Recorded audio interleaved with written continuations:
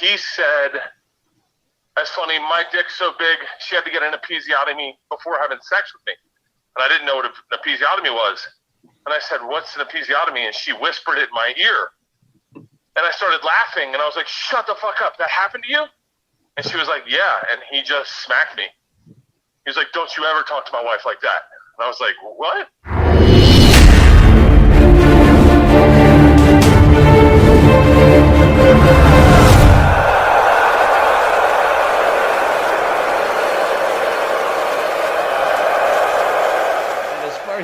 Like treating openers like shit. When I've had middle acts that had to deal with Jay Mohr, like how he fucked them over. Like I'm not gonna fucking. I think it's common knowledge. The fucking Kreischer. Have you heard Kreischer's stories about him hitting him in the fucking face? Wait, Jay hit Kreischer in the face? Yeah. What did Kreischer do? He told him that fucking the story about Russia because again? he was he needed the work. Bert could beat the shit out of him though. Well, probably. Yeah. I don't know. Bert's not much. What triggered Jay Mohr punching the machine? I don't remember the details, but let's call him up, shall we? Listen, I remember when we were filming season 3 of Last Comic. Gary Goldman grabbed Jay Mohr and held him up against the wall. What's that like, Kevin? Because Jay, he did that, Doug. He did that. Jay Goldman did that to me too. That's why they're laughing, Doug. Really? Yeah, last year he threw me up against the wall at the Comedy Cellars. I can't tell if you're being sarcastic. No, he's being serious. No, Goldman did. Yeah, he did. Why? Because I said he had anger issues. So to prove me wrong, he threw me up against the wall at the Comedy Cellar. I mean, it's basically no exaggeration. I said on Opie and not Opie, what's his name? Sam and Jim, that he was had anger issues, and then he heard about it, so he threw me up against the wall at the cellar. Didn't say anything, just like he actually smiled at me like he's the Night Stalker, and then they broke it up. Hey, what's your bet? Does Kreischer answer? Fuck, he answered right away. Hey, Kreischer, I'm on a podcast with fucking Kevin Brennan, and Jay Mohr came up, and I kind of fucking threw your story in where I don't know if that's appropriate, but that he fucking hit you in the face. That one I've never told, but yeah, that's true. Oh, you never told it? I thought it was common knowledge. We got a scoop. What? We got a scoop. Can you scoop? Can we tell it? Kevin, you're gonna go viral, buddy. Finally. Yeah, if anyone gives a fuck about me or Jay Mohr or Kevin Brennan. Or me. Or you. No. Wait, ask Bert. Bert, can you tell it or no? I feel bad telling it, but yeah, I can tell it. I don't give a fuck. There's two versions. One, Segura was there, and then one, it was like backstage in Vegas, right when I first started working with him. And his wife at the time, his first wife, they were having a conversation. It was like a full room. Buddy Hackett's son was there. I want to say Buddy Hackett was there. Sandy Hackett. Sandy Hackett. He put the hack in Hackett. Yeah, he booked my first road trip ever in Flagstaff. And a bunch of other people. Actually, 3 girls I went to college with were back there. And his wife said something about getting an episiotomy. I didn't know what that was at the time. And he said, "That's funny. My dick's so big, she had to get an episiotomy before having sex with me." And I didn't know what an episiotomy was. And I said, "What's an episiotomy?" And she whispered it in my ear. And I started laughing, and I was like, "Shut the fuck up. That happened to you?" And she was like, "Yeah." And he just smacked me. He was like, "Don't you ever talk to my wife like that." And I was like, "What?" And then she was confused. She was like, "I told him what an episiotomy was." And he was like, "I don't give a fuck." And then he just walked out, and it was silent. It was really fucking awkward.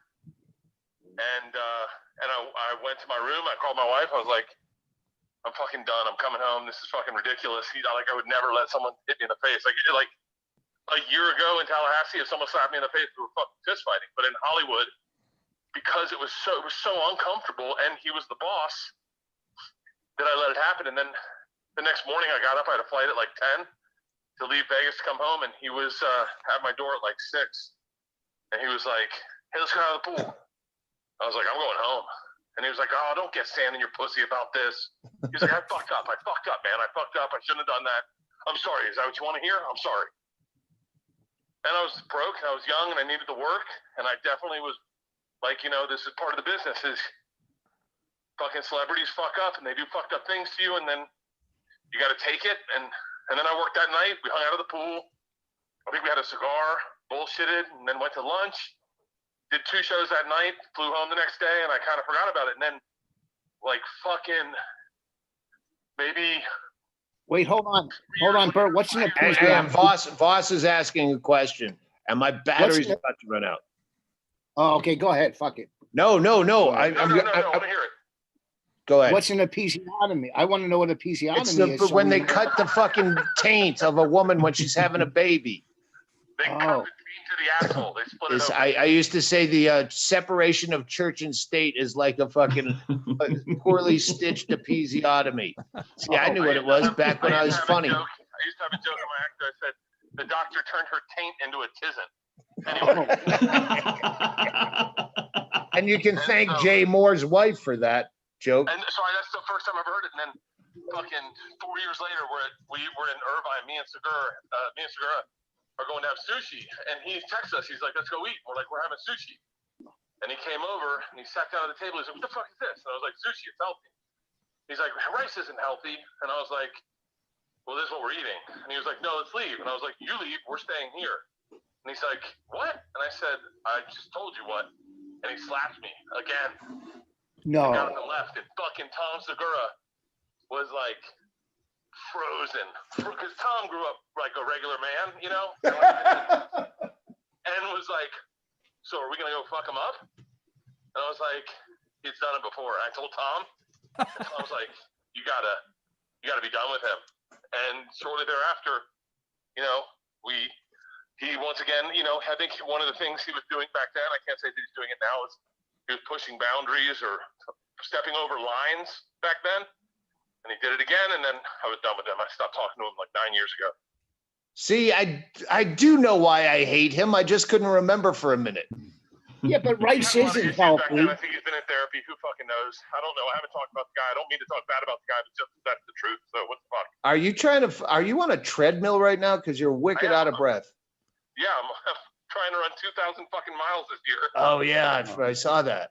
I thought he just walked up 3 stairs. But yeah, that's the story. So whatever. I'm trying to live my truth right now, Doug. Well, why aren't these stories fucking Me Too stories? I alluded to it on my last special because the bit wasn't really worked out. But yeah, violence like that, I hold on to. That's why I understand someone who fucking traumatized me for my life. Yeah, someone smacking me in the face and me not fucking responding. Twice. I know. He's been in an abusive relationship. Oh yeah, it was an unhealthy relationship.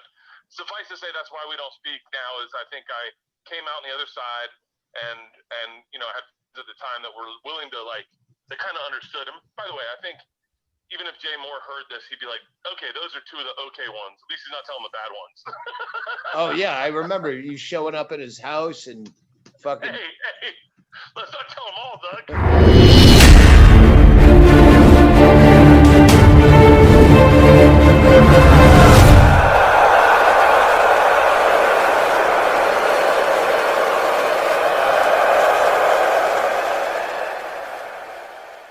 All right, that's as far as it got. We'll bring him back. Part 2. All right. Yeah. Well, as long as he heard this and he knows there's more in the fucking chamber, maybe he'll fucking relax.